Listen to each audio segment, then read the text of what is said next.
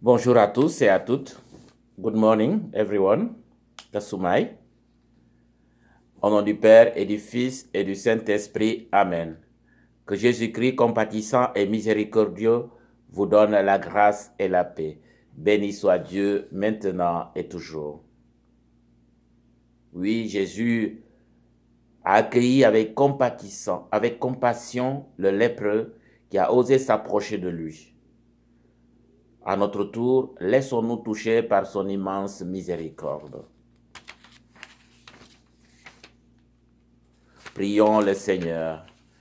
Dieu qui veut habiter les cœurs droits et sincères, donne-nous de vivre selon ta grâce, alors tu pourras venir à nous pour y faire ta demeure.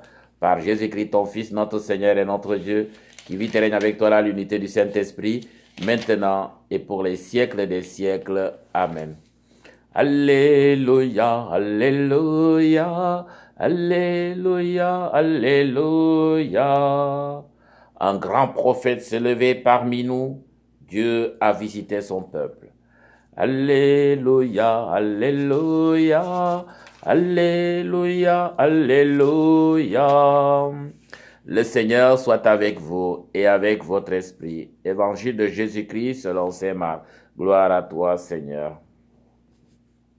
En ce temps-là, un lépreux vint auprès de Jésus. Il le supplia et tomba à ses genoux, lui dit, « Si tu le veux, tu peux me purifier. » Saisi de compassion, Jésus étendit la main, le toucha et lui dit, « Je le veux, sois purifié. » À l'instant même, la lèpre le quitta et il fut purifié. Hey! Top.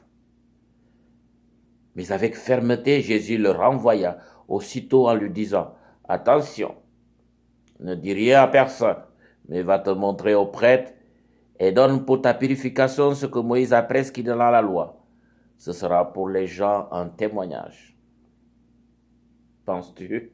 Une fois parti, cet homme se mit à proclamer et à répandre la nouvelle, de sorte que Jésus ne pouvait plus entrer ouvertement dans une ville, mais restait à l'écart dans des endroits déserts. Partout cependant, on venait à lui. Acclamons la parole de Dieu. Louange à toi, Seigneur Jésus.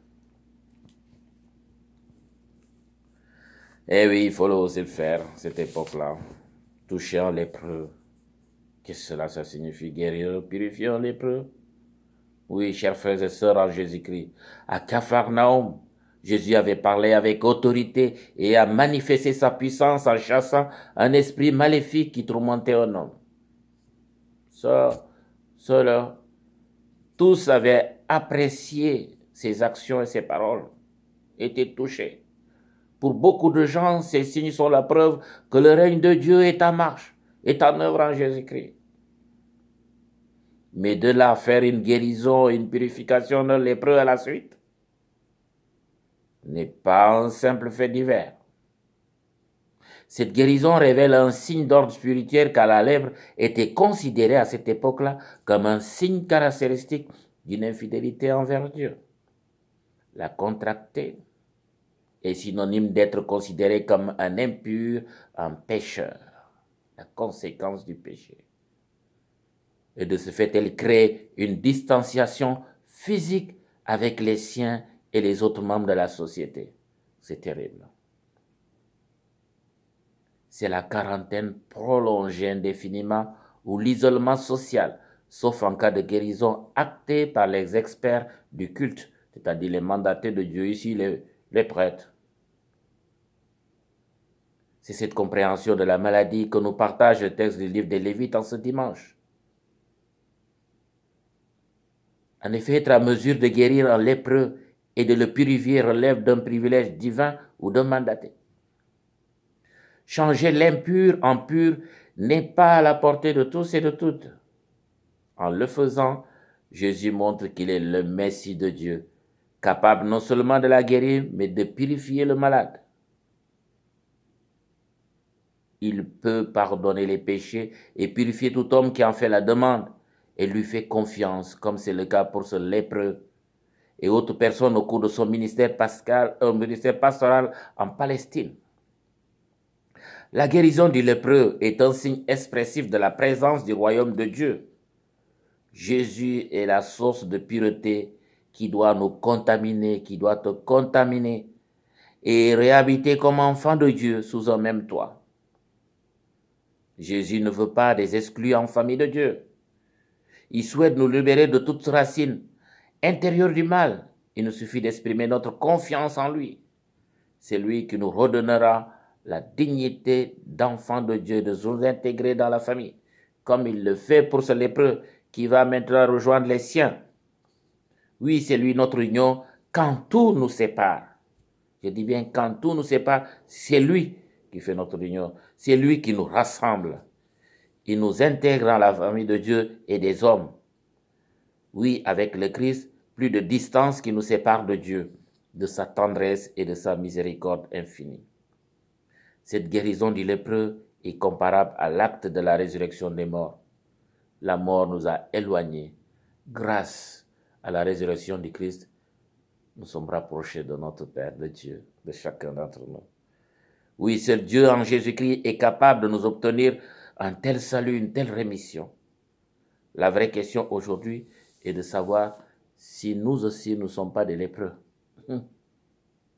Éprouvons-nous le besoin de nous laisser purifier de nos péchés, de nos manques d'amour, de nous laisser toucher par sa tendresse et sa miséricorde, par son sacrement du pardon? Oui, c'est le péché qui nous ronge en dedans, comme ils disent ici, et nous éloigne de Dieu et des autres. Osons, chers frères et sœurs, la rencontre avec le Christ. Oui, Jésus nous montre qu'il n'y a pas de geste irréparable par Dieu. Tout est possible avec Dieu. Si on fait la demande, si on s'approche de lui, si on ose cette rencontre, alors on ne peut qu'être bénéficiaire. Oui, c'est la bonne nouvelle que nous donne ce dimanche.